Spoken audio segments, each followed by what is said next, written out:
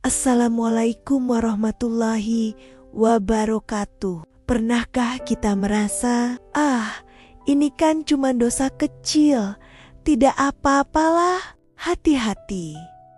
Terkadang justru dari hal-hal kecil inilah pintu menuju masalah yang lebih besar terbuka. Setetes air yang terus-menerus jatuh bisa melubangi batu yang paling keras sekalipun. Begitu pula dengan dosa kecil yang kita anggap remeh, jika terus dilakukan, ia bisa mengeraskan hati dan menjauhkan kita dari rahmat Allah. Mari kita bersama merenungi 10 dosa kecil yang seringkali kita sepelekan, namun sebenarnya sangat berbahaya. Yang pertama, ghibah atau menggunjing. Terasa nikmat saat membicarakan keburukan orang lain di belakangnya, bukan? Tapi tahukah kita, Al-Quran menggambarkannya seperti memakan bangkai saudara sendiri.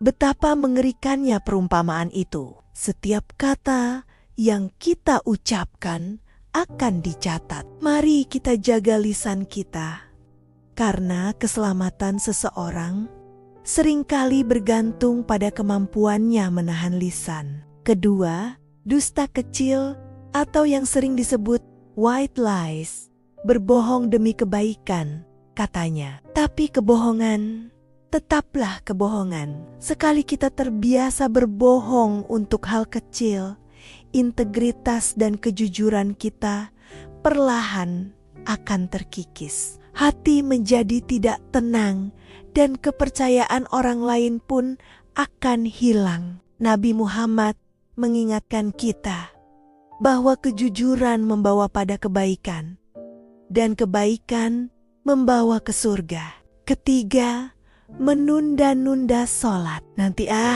masih ada waktu.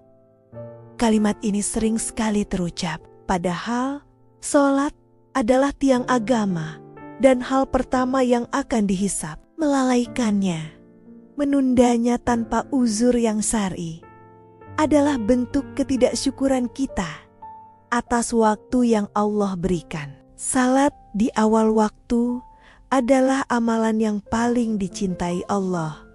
Mari kita penuhi panggilannya dengan segera dan penuh semangat. Keempat, tidak menjaga pandangan. Di zaman serba digital ini, godaan untuk memandang hal yang haram ada di mana-mana. Satu kali pandangan mungkin dimaafkan, tapi pandangan berikutnya adalah panah beracun dari setan yang menancap lurus di hati kita. Ia mengotori hati, melahirkan angan-angan kosong, dan menjerumuskan pada perbuatan yang lebih buruk. Menundukkan pandangan adalah benteng pertama untuk menjaga kesucian hati. Kelima, durhaka secara halus kepada orang tua. Mungkin kita tidak membentak, tapi nada bicara kita sedikit meninggi saat berdebat. Mungkin kita tidak melawan, tapi kita menunjukkan raut muka masam saat diminta tolong. Perbuatan sekecil itu pun bisa melukai hati mereka. Ingatlah, ridha Allah terletak pada ridha orang tua. Jangan sampai kita kehilangan surga kita hanya karena ego yang tak terkendali. Keenam, mengabaikan adab makan dan minum. Lupa membaca basmalah, makan dengan tangan kiri, atau makan dan minum sambil berdiri. Terlihat sepele, tapi ini menunjukkan sejauh mana kita meneladani Rasulullah dalam keseharian. Makan berlebihan juga termasuk di dalamnya, karena perut yang terlalu kenyang akan membuat badan berat untuk beribadah dan mengeraskan hati. Ketujuh, suka mengeluh. Mengapa rezekiku begini? Mengapa ujianku seberat ini? Keluhan yang terus-menerus adalah tanda kurangnya rasa syukur. Kita lupa pada jutaan nikmat lain yang Allah berikan. Nikmat nafas, nikmat sehat, nikmat iman. Bersyukur akan menambah nikmat sedangkan kufur akan mendatangkan azab yang pedih. Mari kita latih lisan kita untuk selalu mengucapkan Alhamdulillah dalam setiap keadaan. Kedelapan, menyimpan dendam di hati, merasa disakiti, lalu enggan memaafkan.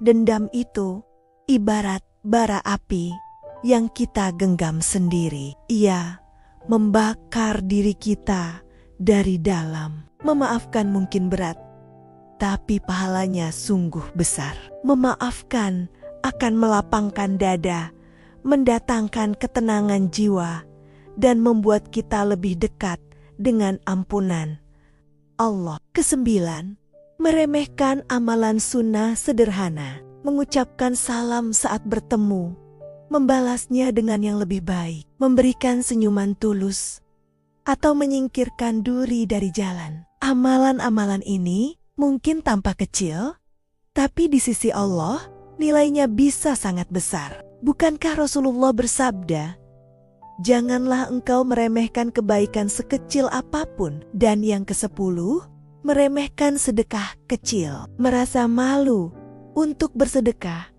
karena jumlahnya sedikit. Padahal Allah tidak melihat jumlahnya, tapi keikhlasan di baliknya. Mungkin uang Rp1.000 yang kita keluarkan dengan ikhlas lebih berat timbangannya daripada jutaan rupiah yang disertai ria. Jangan pernah tunda niat baik hanya karena merasa apa yang kita beri tidak seberapa. Sahabat, dosa-dosa kecil ini laksana lubang-lubang kecil di sebuah kapal. Satu lubang mungkin tidak masalah, tapi jika banyak dan dibiarkan, ia bisa menenggelamkan seluruh kapal. Semoga Allah menjadikan kita hamba yang selalu peka, mudah bertaubat, dan senantiasa berusaha memperbaiki diri dari hari ke hari. Subscribe untuk kisah dan renungan Islam lainnya. Terima kasih. Wassalamualaikum warahmatullahi wabarakatuh.